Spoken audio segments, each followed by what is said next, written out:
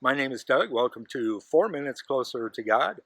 Today I wanted to discuss the development of denominations in Protestantism. So we have Martin Luther, who was born in 1483 and died in 1546.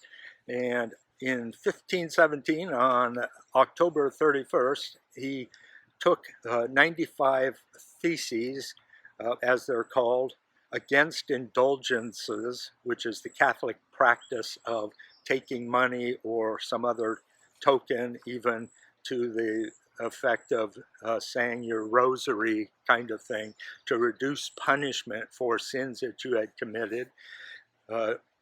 Martin Luther did not find these indulgences in the Bible, and so protested, and that protest then became the start of Protestantism.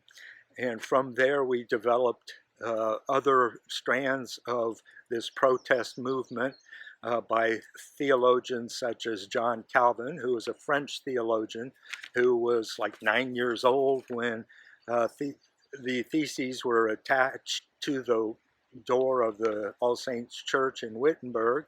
And so he grew to become a great theologian and thinker, a Bible scholar, and the like. And for him, the sovereignty of God and predestination became a very important key to understanding how God operates in the world and for humans.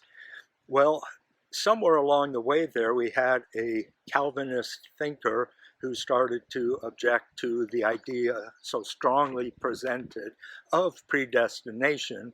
And so that person, Jacob Arminius, developed his own strategic kind of line of thinking that took more into account for human free will and less for God having predestined everything.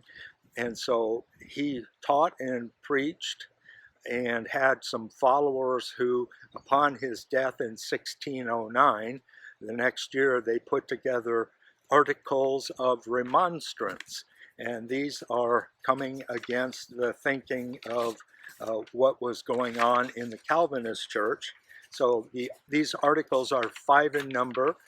They begin with conditional election, unlimited atonement, that humans are totally depraved, meaning every portion of the body, soul, and spirit does not have the ability to do the will of God.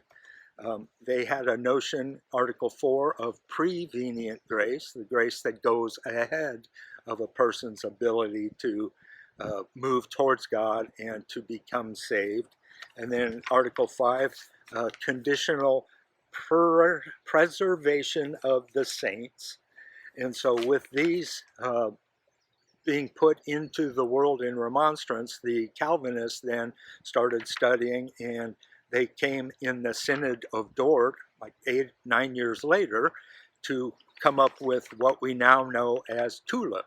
So TULIP is the Calvinist teaching that humans are totally depraved, that there is unconditional election, there is limited atonement, there's irresistible grace, and then perseverance of the saints.